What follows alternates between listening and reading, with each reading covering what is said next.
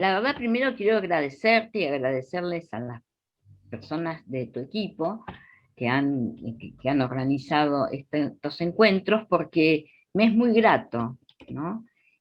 La verdad que uno extraña este encuentro con la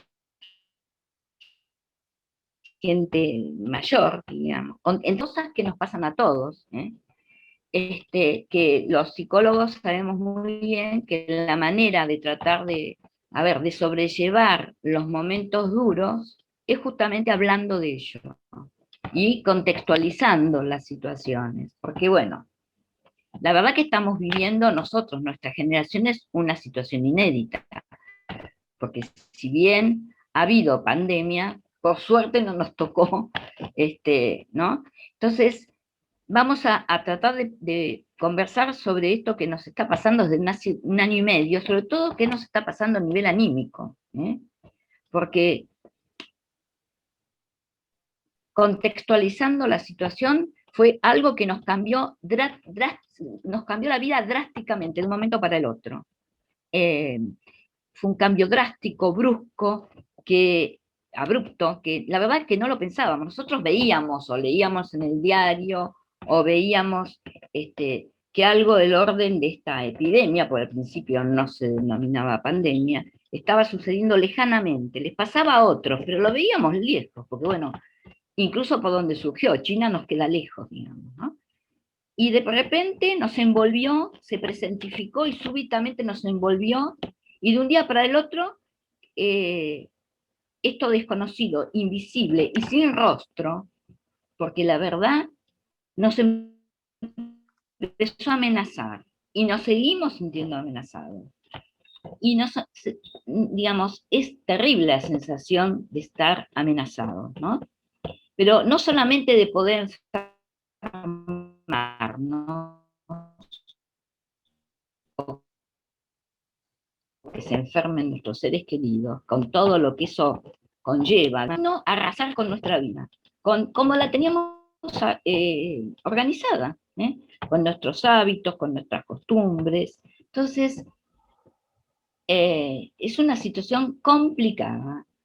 Encima, este enemigo, no lo podemos visualizar, es invisible y en cualquier momento nos ataca. Tampoco sabemos bien cuándo. Está bien, por suerte, o sea, tenemos una serie de protocolos que nos ayudan a cuidarnos y medianamente preservarnos. Pero bueno, esta sensación de tanto tiempo sostenible, de estar continuamente en situaciones de pérdida, en situaciones de amenaza, anímicamente es devastadora. Ahora, no nos podemos quedar en eso. Tenemos que tratar de ver cómo hacer con estas cuestiones. De dónde rescatar recursos que tenemos frente a estas situaciones. Pero lo concreto es que en nuestra vida cotidiana desaparecieron los hábitos, las rutinas, las cuestiones, desde cuestiones mínimas y detalles hasta cuestiones más importantes. Algunas tuvimos que, a ver, de alguna manera ir adaptándonos y otras que nos cuestan. Ahora, una cuestión que yo estaba pensando en relación a toda esta situación es que estos sentimientos, como mencionó Cristina, de ansiedad, de miedo, de angustia, de aburrimiento, porque yo escucho muchas veces, ahí se cortó cada tanto se corta.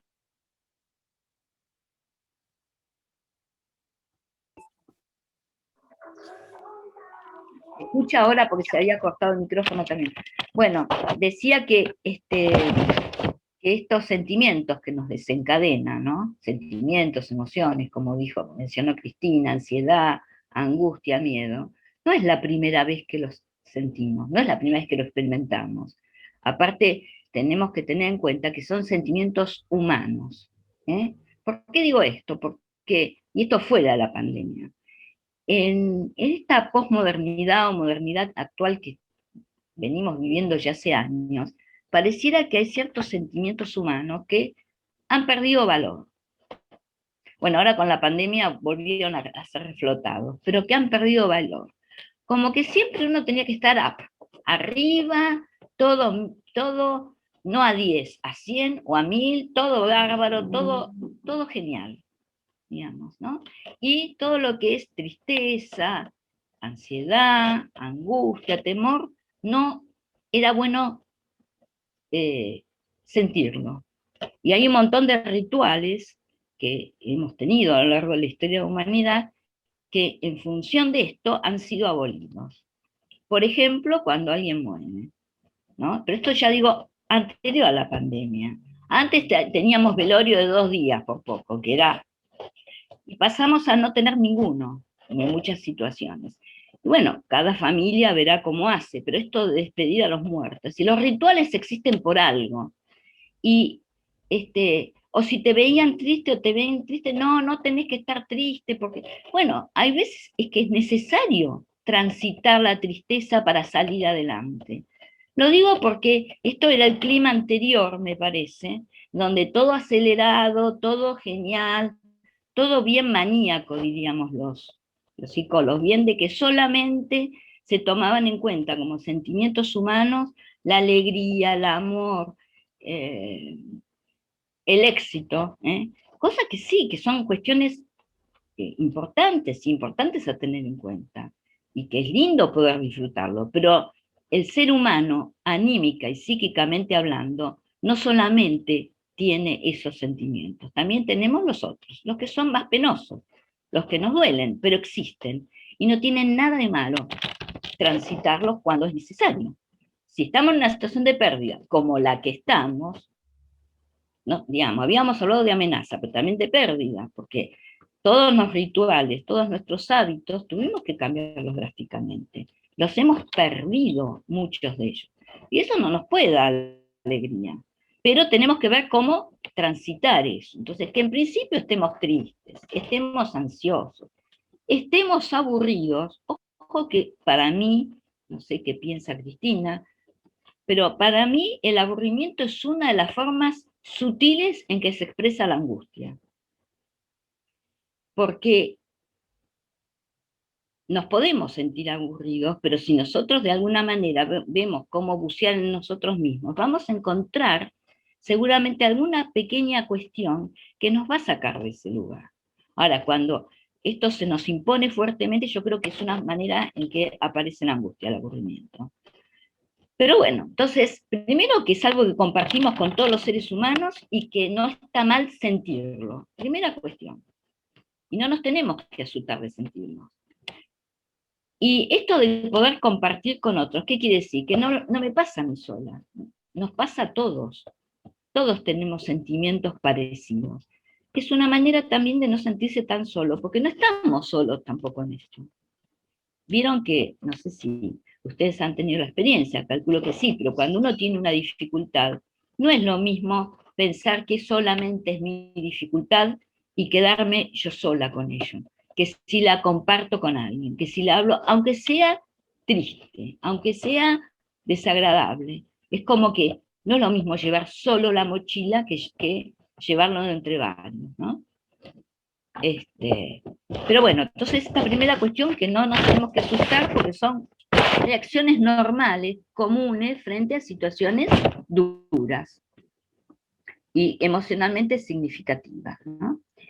Hay un dicho, yo pensando en el encuentro de hoy, recordé que hay un dicho popular que dice el miedo no es sonso, que supongo ustedes los conocerán. Bueno, a mí me encantan los dichos, las frases y los dichos, porque me parece que tienen una sabiduría popular increíble. Y yo estaba pensando, ¿cómo interpreté esto de que el miedo no es sonso? No sé cómo lo pueden interpretar ustedes, pero les cuento cómo lo interpreto yo. Es decir, que un cierto nivel de temor, un cierto nivel de miedo, si quieren, sobre todo de temor, es necesario. ¿Por qué? Y porque nos ayuda a cuidarnos, ¿eh? A prever situaciones de riesgo que pueden aparecer como riesgosas.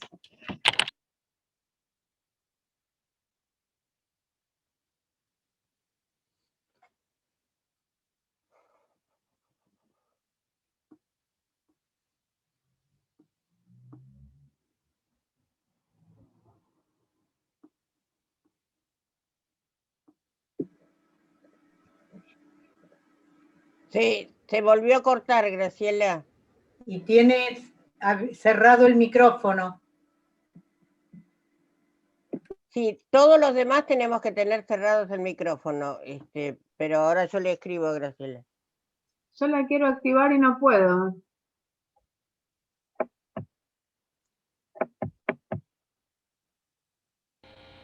Ahí está, ¿me escuchan ahora? Yo los escucho, ¿me escuchan ahora? No sé por qué, cada tanto se corta la cámara y el micrófono, ¿verdad? No toco nada, pero bueno.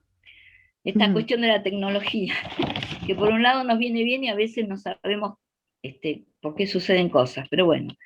Entonces yo estaba retomando esto de que esta cuestión de tener cierto temor nos ayuda a cuidarnos, a prever situaciones que pueden ser de riesgo, a estar alerta ante ellas y una actitud activa que en el mejor de los casos nos va a ayudar a pensar, ¿no?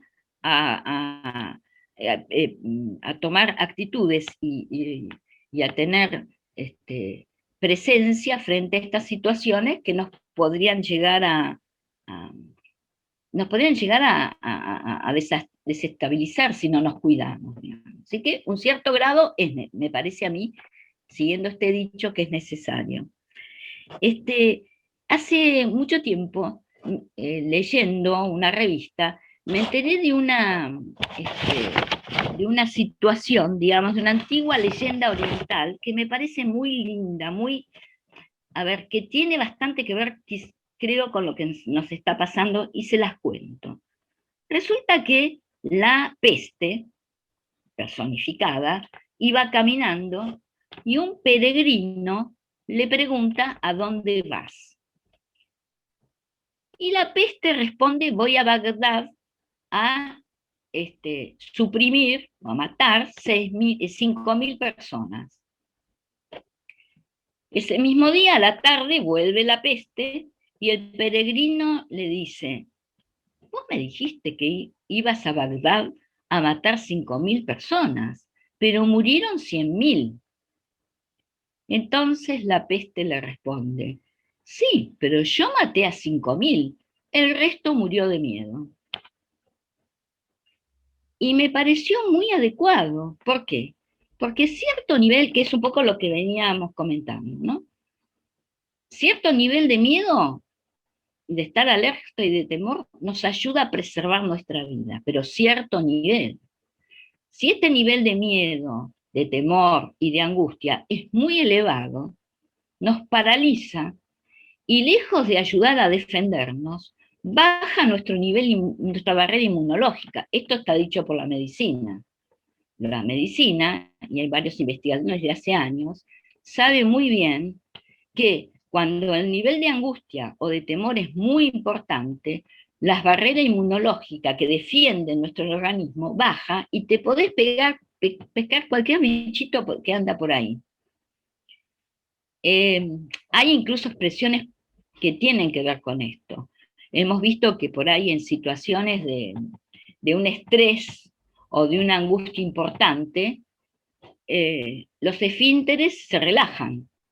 Y voy a utilizar una frase, disculpen los términos, pero es que lo decimos así, ¿qué quiere decir esto? Y muchas veces uno dice, se cagó de miedo, o me cagué de miedo. Y es porque sí, porque algo nos asustó, o nos angustió tanto, que bueno, realmente nuestro esfínter se aflojó. También hay otras, cuando uno dice, me muero de miedo.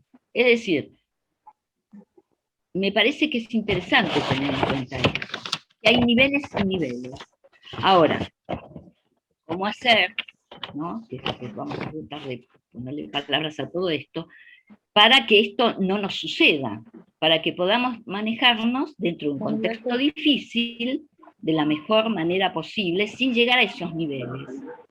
Es decir, que nosotros podamos manejar los miedos o los temores lógicos que vamos a tener, y no que estos nos manejen y nos lleven a situaciones de mayor desolación, que ahí sí nos pondríamos realmente en peligro. Y eso podemos hacerlo. Otra cuestión que estuve pensando, aparte pensando y también porque yo tengo, digamos, escucho a personas de todas las edades y escucho cuestiones que nos está pasando a todos, ¿no? Es que esta situación de cierta cuestión de pérdida y de cierto miedo, digamos, actualiza nuestros miedos infantiles. Porque hay algo que los psicólogos sabemos muy bien, que a nivel inconsciente, todo lo que tenemos a nivel inconsciente, pervive el resto de nuestra vida. No importa que fue un miedo que tuvimos cuando teníamos 3 años, 5 años o 10 años. Podemos tener 90. Y si esto no es procesado, canalizado y pensado, nos va a acompañar toda la vida. Y es normal que esto suceda. Pero tenemos que tratar de pensar las diferencias. Las diferencias. Vamos a ver, por ejemplo, qué nos pasa generalmente, o le pasa, y es fácil ver en los chicos, ustedes tendrán nietos o se acordarán de sus hijos, y que a nosotros seguro también nos pasó. Hay momentos en que también nos sentimos, cuando éramos chicos, vulnerables y desprotegidos, ¿no? Como nos sentimos ahora. Aunque no lo estuviéramos, aunque no estuviéramos desprotegidos y desamparados, nos sentíamos. Por ejemplo, cuando, a mí se me ocurrió pensar, cuando fuimos por primera vez al colegio y nos quedamos solos. Las primeras veces que nos quedamos sin nuestra familia. Por más que queríamos ir al colegio, que era importante. Bueno, no por nada se hace todo, a ver, el acompañamiento, ¿no? Que se hace en los chicos, la preparación para que el chiquito se pueda ir quedando tranquilo, y la familia también, pero bueno, son momentos en que uno no está desamparado por la familia, pero se siente desamparado, tiene miedo de estarlo. Entonces muchos de esos miedos se reactivan en situaciones tan fuertes como esta. Pero es interesante que podamos pensar que no somos los niños, por más que nos sintamos como cuando éramos niños. Que ahora tenemos recursos que en ese momento no teníamos. Y poder disponer de esos recursos, ¿no? Y poder utilizarlos. Porque también esta situación dura nos remueve otras situaciones que hemos pasado difíciles, porque ya sabemos, a esta altura de la vida, ya sabemos que la vida te trae de todo. Tiene situaciones gratas, felices, agradables, pero también todos hemos pasado a nivel personal o a nivel familiar o lo que fuere, situaciones difíciles. Es decir, que ya hemos puesto en marcha recursos en algún momento de nuestra vida para canalizar estas situaciones difíciles. Ahora tendríamos que rescatarlos, ¿no? Adaptarlos a esta nueva situación, que es nueva, en realidad es nueva, lo de la pandemia, nuestras generaciones nunca lo había pasado, y bueno, y ver cómo seguir adelante con estas circunstancias que estamos atravesando. Otro tema importante, para mí importante, yo estoy tratando de mencionar todas las cuestiones difíciles y ver después cómo sobrellevarlas, ¿no? Otro tema importante que se acentúa mucho en estos tiempos es la incertidumbre, que Cristina lo mencionó, no saber cuánto va a durar. El año pasado todos creíamos que a fin de año, porque ya íbamos a casi volver a la etapa, bueno, la verdad que este virus no da tregua. Entonces la variación que va teniendo, bueno, lo que fuere. Pero entonces no sabemos cuándo vamos a salir, sabemos que hay posibilidad de salir, porque bueno, digamos, hoy en día existe la vacuna, como mencionó Cristina, hace un año no estaba, sí, estaba en plena exploración, pero no estaba para ser aplicada. Entonces, bueno, sabemos, tenemos cierta conciencia de que hay cosas que se pueden ir haciendo y que se están haciendo, pero no sabemos cuánto va a durar. No sabemos, más allá de la pandemia, cómo va a seguir nuestra vida. Y esta cuestión de la incertidumbre es muy fuerte. Por eso, frente a la incertidumbre, y que nos trae mucha angustia, por supuesto, frente a esta incertidumbre, yo creo que es fundamental, pero fundamental, poder pensar cuestiones que nos interesan mínimamente, desde el más chiquito detalle, como, bueno, a ver, ¿qué a mí me gustaría hacer, no sé, en tal lado de mi casa? En el jardín, yo digo, bueno, porque a mí, yo no vivo en jardín, no tengo casa, vivo en departamento, pero digo, supongo que la mayoría de ustedes tienen un jardincito, un patiecito, sí tengo macetas. Bueno, ¿qué me gustaría hacer en mi maceta? ¿Hasta qué me gustaría hacer en otras cosas que hasta este momento no había pensado, porque no había tenido oportunidad, pero digamos, tratar de poner como pequeños mojones, y no tan pequeños, en lo que yo quisiera ir haciendo, y que a veces no pude hacerlo, o por falta de tiempo, o por falta de oportunidad, o porque no se me ha ocurrido directamente. Y eso va creando cierta sensación de organizar mi tiempo en un futuro, aunque sea el futuro dentro de una hora, aunque sea el futuro mañana, pero me va a sacar en gran parte, me va a ayudar a salir de esa sensación de desolación y de pérdida total. Yo algo con mi vida puedo ir haciendo, es una pequeña cuestión, después vamos a ver otras, pero es importante, ¿no? A mí me parece que es importante.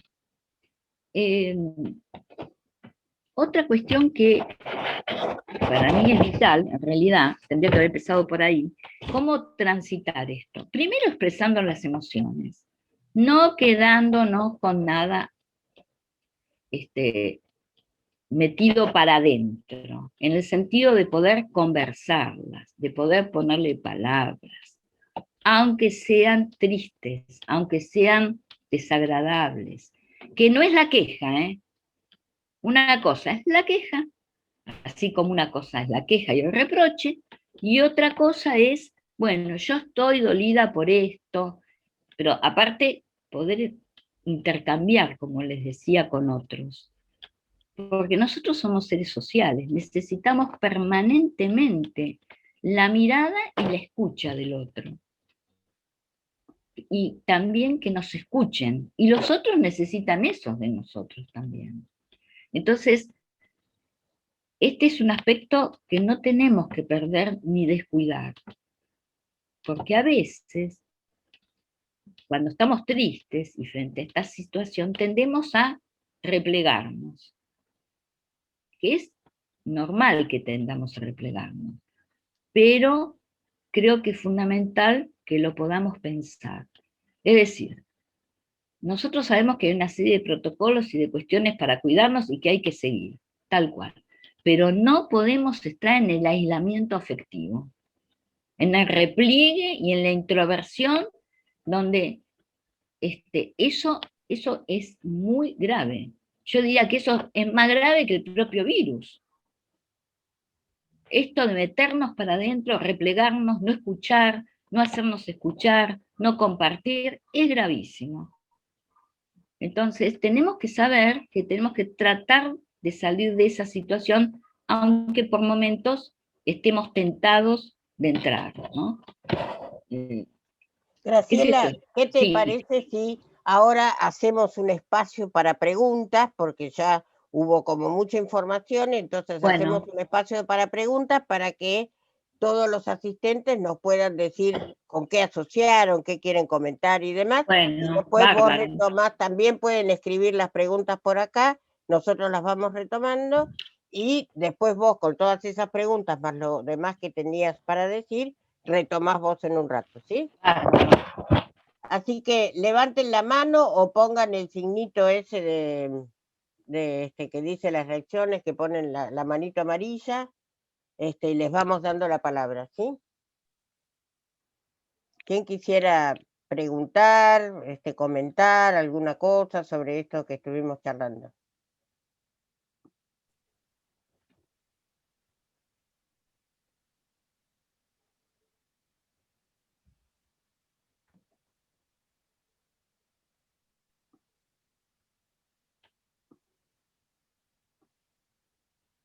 Alicia Muñoz levantó la mano. Bueno, Alicia. ¿Qué tal? Sí, sí se viven situaciones encontradas, ¿no? Desde que pasó todo esto, cuesta exteriorizarlo. Uno mismo piensa que si lo expresa va a poner mal al otro, ¿no? Entonces como quiere como que no llegar a esa situación. Sí, esto no nos sobrepasó a todos, ¿no? Todos lo vivimos de distinta manera. Hay muchísimas personas que están sufriendo, muchas familias que están sufriendo por sus seres perdidos, entonces sí, uno se tiene que sentir privilegiado porque más allá de haber tenido algún contagio, algún contacto con personas con COVID, nos llegó a esa situación. Nadie está exento, ¿no? Pero sí, esto nos sobrepasó y sí, yo lo viví al principio no aburrida porque siempre tuve algo para hacer. En este último tiempo sí me está afectando un poco la salud, pero también sobrellevándola. Y sí, estoy escuchando atentamente a la psicóloga que dice que hay que exteriorizarlo, no hay que guardarse, porque eso nos afecta muchísimo más, ¿no es cierto? Porque a veces uno, es como decía al principio, no quiere incomodar al otro y estar siempre pum para arriba, y ese pum para arriba nos termina afectando anímicamente y en la salud, sobre todo, ¿no? Porque después uno se queda solo y empieza a desmenuzar las cosas y sí, hubiera sido mejor que lo habláramos entre todos y llevarlo entre todos, ¿no? Lo bueno, lo malo, lo más o menos, y eso quería expresar que a mí me está afectando en la salud, más allá de que lo puedo, estoy tratada, estoy con los médicos, todos. Eso quería comentar. Muchísimas gracias por escucharnos. Gracias, Alicia. Después sigue Horacio y después Chichita de Biasi, ¿sí? Horacio. Gracias. María Graciela, mi consulta es la siguiente. ¿Genera estrés el hecho de la ansiedad en la espera en el caso de la segunda dosis? Qué sé yo, no es una emoción, sino más bien una generación de estrés. ¿Puede ser que lleguemos a ese punto? Sí, pero en que se me volvió a cortar, discúlpenme, estoy tratando, No hay problema, ya te no hay contesto, problema. Horacio. Estoy tratando de sacar, ahí apareció. Sí, Horacio, por supuesto que nos genera estrés, es lógico. Digamos, ahí podríamos diferenciar entre lo que nosotros podemos hacer y hay cosas que no dependen de nosotros. No depende de nosotros cuando nos van a citar, estamos dispuestos, digamos, por supuesto, pero hay cuestiones, y eso depende de la gente que organiza esto, y que nos van a llamar, y en algún momento lo que pasa es que uno está lógicamente ansioso por lo que veíamos antes, porque nos sentimos amenazados y ciertamente vulnerables. Ahora, de todas maneras, nosotros podemos hacer algo dentro de nuestros recursos, porque lo primero que quiero, o no sé si lo dije, pero lo quisiera resaltar, es que tenemos recursos. Entonces, no nos tenemos que quedar pegados a si nos llegó por el correo o por el celular, a ver si llega y cada 2 minutos o varias, no. Ya nos van a avisar, revisar el correo o lo que fuere, que en 2 o 3 veces por día si quieren, pero empezar a pensar en otras cosas, Horacio, en otras cosas que sí podemos hacer, porque eso sí, no sé, ¿qué es lo que te gusta? Escuchar música, ponerse a bailar, escuchar, no sé, ponernos a hacer cosas que hemos podido ir postergando, porque, a ver, una de las cuestiones duras de esta situación es que barrió con nuestros hábitos y nuestras rutinas. Y tenemos que establecer otras, porque esos hábitos y las rutinas que todos los seres humanos tenemos nos ayudan a organizar la vida, no solamente la de nosotros que somos grandes, la de los chicos también. Entonces, sí, es necesario un cierto nivel de hábito y de costumbre o de rutina. Bueno, quedaron abolidas de un día para el otro. Entonces tenemos que ir estableciendo de a poco otra orden, otras rutinas, otros hábitos, acorde a la circunstancia. No van a poder ser las mismas. Pero eso sí lo podemos hacer nosotros. Bien. E incluir en esas rutinas, les voy a decir cosas elementales, ustedes disculpen si les parece muy elemental, pero se los voy a comentar porque yo atendiendo pacientes me doy cuenta que a veces no se les ocurrió. Y yo entiendo que no, porque cuando quedan medio noqueado por la situación, y a veces nos cuesta reponernos. Por ejemplo, levantarse y cambiarse la ropa de cama, no quedarse en pijama, camisón todo el día. No, eso Usted me va a seguro. decir, es una pavada eso. Sí, pero escúcheme, es un detalle, pero nuestra vida está hecha de detalles. Te cambia la cabeza cambiarte. Yo me acuerdo que el año pasado una amiga mía me decía, hablando, ¿no? Así por teléfono, me decía, la verdad que estoy cansada, parece que tengo como un uniforme todos los días. Todo el año me la pasé con, qué sé yo, tal pantalón. Y yo le decía, sí, en general hay que empezar a cambiarse. No importa que no salís o no podés salir como antes, pero el solo hecho de cambiarse, de respetar ciertos horarios que nos organizan el día, eso nos va ayudando. Son detalles, pero que, entonces, por ejemplo, informarse. Sí, tenemos que informarnos desde mi punto de vista. No podemos vivir en una nube pero no quedarnos todo el día pegados, porque aparte la información es dura, por ahora es dura. Entonces, no quedarnos todo el día pegado a la información. En todo caso, ver otras cosas, escuchar otras cosas. Yo prefiero informarme no por pantalla. ¿Por qué? Porque la pantalla impacta, la imagen, digamos, cualquier imagen. La imagen impacta, fascina y no deja pensar. Esto no es una deducción mía, esto son investigaciones que se hicieron hace muchos años, alguna escuela de psicología la hizo. Entonces, sin desmerecer la importancia de la pantalla, a mí me parece, digamos, no es lo mismo si vos lees que hubo un accidente que si lo ves al accidente. Es decir, al leer, yo prefiero la noticia escrita, pero bueno, cada uno elegirá la que le venga mejor. Pero leer, podés volver, podés reflexionar, permite más la actividad de pensamiento y quedar menos impactado desde lo emocional.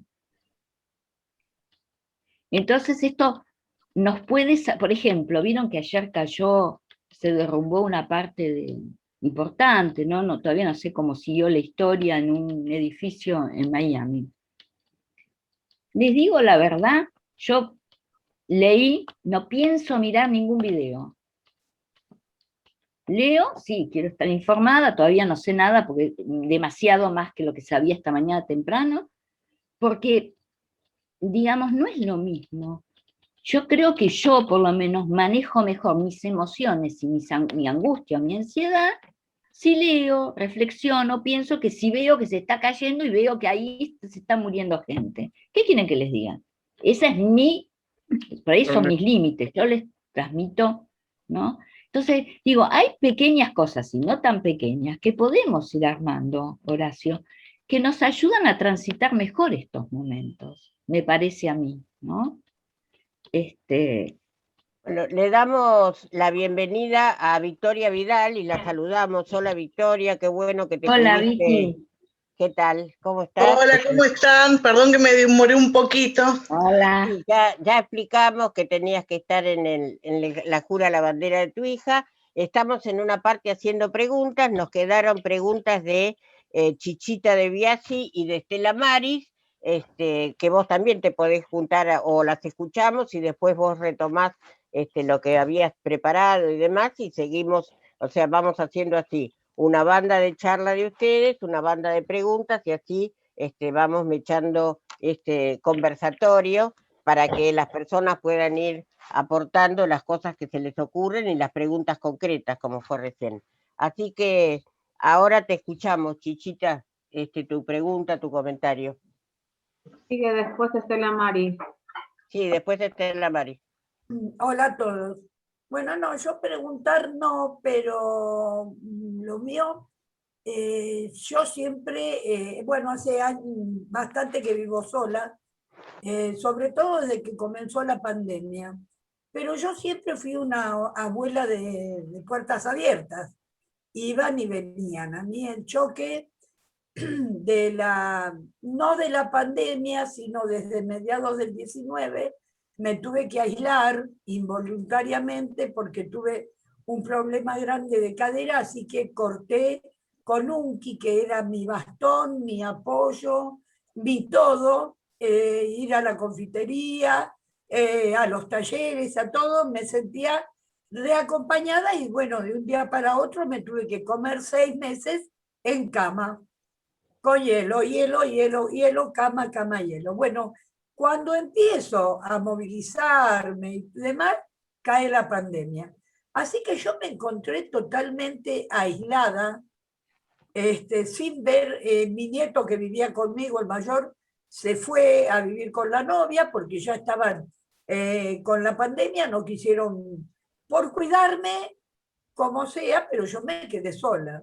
Así que fue bastante problemático el no ver a ninguno. Me ayudó mucho que empezaron a principio de la pandemia a poner en Puncam talleres y me enganché con Eva Blanco, con Ángeles. Me fui enganchando y fui ocupando horarios de mi vida con los talleres. Para mí, ahora se están acercando, ahora vienen, van, me hacen mandados. Bueno, ahora estoy un poco desolada de nuevo porque empezaron a trabajar los que son docentes, y los que más vienen, los dos tienen cargo en los 3 turnos, así que yo me acompaña mucho la UNCI, los grupos que se armaron.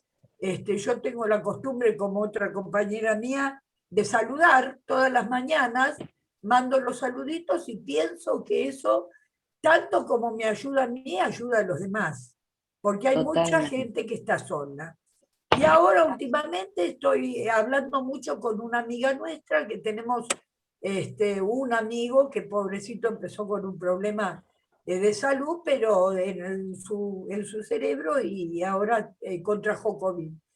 Y me habla, me manda audios, nos mandamos audios, y me siento como bien hablándole, sosteniéndola, porque está muy amargada. Bueno, creo que a mí todos estos grupos me ayudaron mucho. A veces hay grupos que no me pude enganchar en los conversatorios porque siempre tuve talleres y, por ejemplo, los jueves no me podía enganchar porque estaba con Victoria, pero pienso que si siguen ahora me van a ayudar. A mí me ayudó mucho la UNCI y los grupos. Me ayudaron muchísimo y me siento acompañada, porque a veces, bueno, la familia no puede estar siempre encima nuestro porque también nos cuidan. Yo tengo mi hijo más chico, hace no sé cuánto que no lo veo porque él trabaja en municipalidad y en las villas. Entonces no veo ni a mi hijo, ni a mi nuera, ni a mis nietos. Y yo tengo 9, y de los 9, bueno, sí, nos hacemos la videollamada o el Zoom de los cumpleaños. Es lo más triste que hay. Pero bueno, trato de estar como para que me vean a la abuelita sonriente, pero es tristísimo ver a los chiquitos con su mamá o su papá soplando la velita. A mí me gusta la gallina con los pollos. Así que, pero bueno, yo agradezco y que se abra la UNCI, que podamos chocar los puños o como fuere, pero que la virtualidad no se acabe, porque también hay veces que no nos podemos movilizar tanto y bueno, y que podamos vernos. Así, por ahí no nos chocamos, pero nos vemos. Bueno, era eso nada más.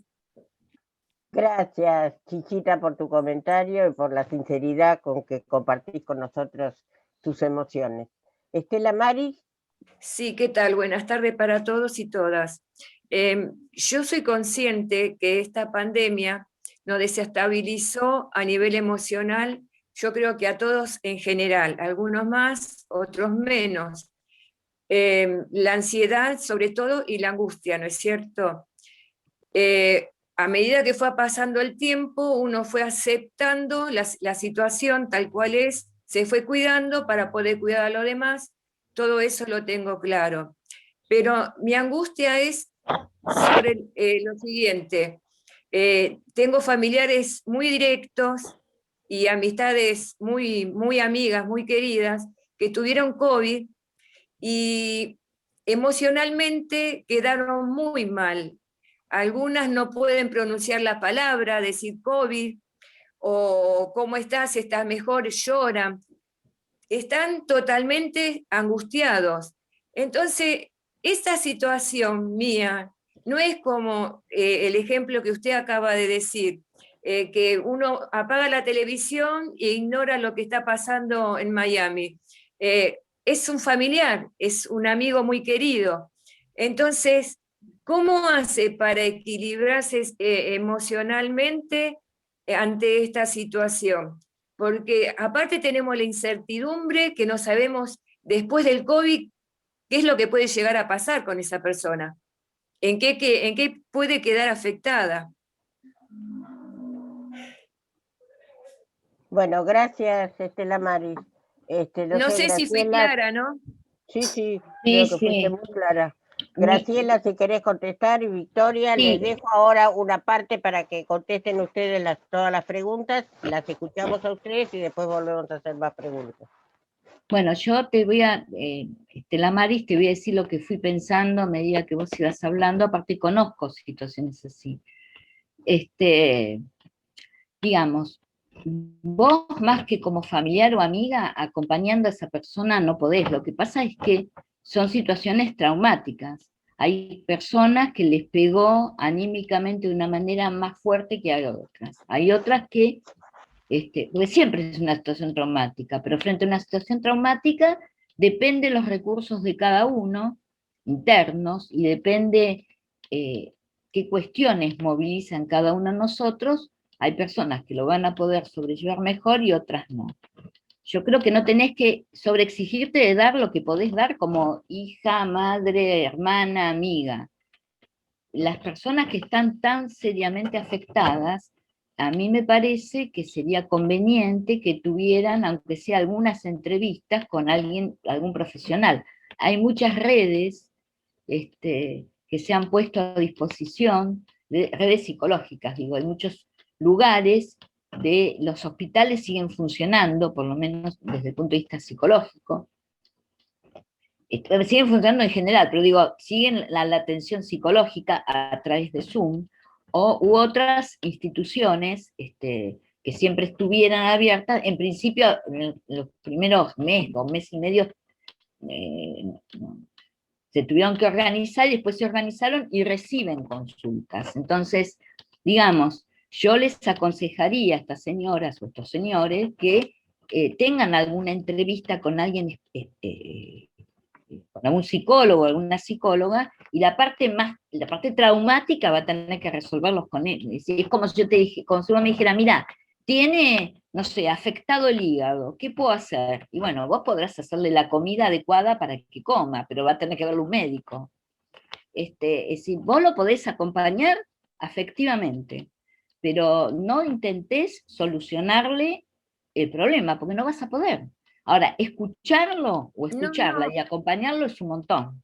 Y también decirle, mira, ¿por qué no consultás, tenés alguna entrevista, charlar? Es una situación difícil, pero más que eso, no podemos. Lo que pasa es que estamos limitados en algún sentido, ¿no?